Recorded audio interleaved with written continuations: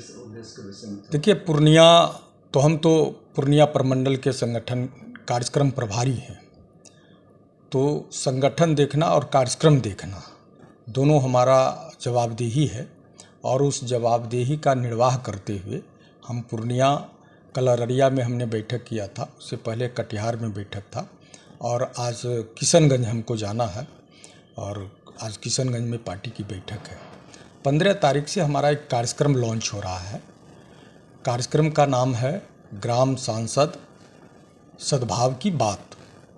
और ये कार्यक्रम महादलित के जो मोहल्ले हैं वहाँ से शुरू करेंगे हम लोग। 15 तारीख को राष्ट्रीय ध्वज का ध्वजारोहण हमारे दलित समाज के किसी भी बुजुर्ग व्यक्ति के द्वारा किया जाएगा। उसके बाद हम अपने माननीय नेता आदरणीय नीतीश कुमार जी के द्वारा जो काम किए गए हैं बिहार में, उस पर हम चर्चा करेंगे। और लगातार किसी भी पंचायत में 11 वार्ड है, 15 वार्ड है, तो 15 दिनों तक, जहाँ 15 वार्ड है तो 15 दिनों तक चलेगा, और जहाँ 11 वार्ड है 11 दिनों तक चलेगा। माने प्रत्येक वार्ड में हमारा ये कार्यक्रम होगा। हमारे पार्टी के साथी इकट्ठे होंगे और हम अपनी बात को जनता तक पहुँचाएँगे। और इससे हमारा एक तो सीधा संवाद, जनता से सीधा संवाद स्थापित कर पाएंगे, और दूसरा संगठन को भी मजबूती मिलेगी। आपने संगठन का चर्चा किया है, माननीय प्रदेश अध्यक्ष जी यहाँ आए थे, प्रमंडल का समीक्षा बैठक था, और समीक्षा बैठक में उन्होंने पूर्णिया का जो 2 संगठन है पूर्णिया में, नगर और ग्रामीण, तो दोनों संगठन के कार्यकारिणी को भंग कर दिया गया था। और कार्यकारिणी यहाँ गठित हो गई है, लेकिन उसकी घोषणा नहीं हुई है, चूँकि दोनों जो कार्यकारिणी है वो विधिवत गठित अभी मैंने हम लोगों ने कर लिया है, लेकिन जब तक स्वीकृति नहीं होती है राज्य से तब तक उसकी घोषणा नहीं होगी। तो वो काम भी हम लोगों ने कर लिया है, और प्रयास किया गया है कि सभी साथियों को जवाबदेही दी।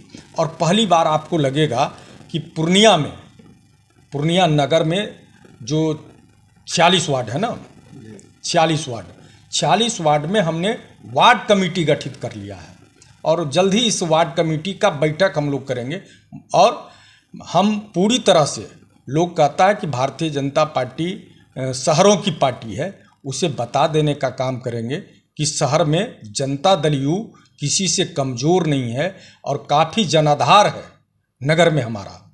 और काफ़ी पिछले दिन भी हम लोगों ने, जब भी भारतीय जनता पार्टी हमसे अलग होकर चुनाव लड़ी है, पूर्णिया में शिक्षक हारती रही है, और इस बार भी नगर में उसको हम पटकनी देंगे। ये पूरी तैयारी हमारी है कि आप किसी भी योजना पर ये कहना कि फ्लॉप हो गया है। योजना जब लागू होता है तो उसको धीरे धीरे योजना को बढ़ाते हैं, और प्रयोग भी होता है कि इसको कैसे सफल किया जाए। एक तरीके से अगर असफल हो जाता है तो दूसरे तरीके से उसको किया जाता है।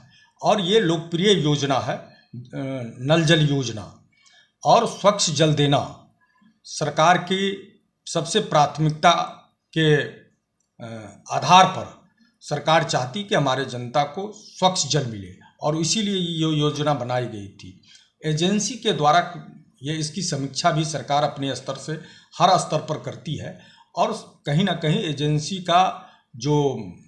का काम करने का जो तरीका है वो ठीक नहीं है, जिसके चलते कहीं कहीं वो योजना धरातल पर नहीं उतर पाई है। तो उसको सरकार मॉनिटरिंग करती है और उस पर कार्रवाई भी करती है। और आपको जिस तरह बिजली, लोगों को लगता था कि बिजली पहुंचाना, घर घर पहुंचाना और 22 घंटा बिजली देना संभव नहीं है, असंभव दिखता था लोगों को, लेकिन आज गांव के किसी भी दूर देहात में आप चले जाइएगा, 20 से 22 घंटा बिजली रह रहा है। ये बड़ी उपलब्धि है। तो जो उपलब्धि है उसकी भी चर्चा करिए।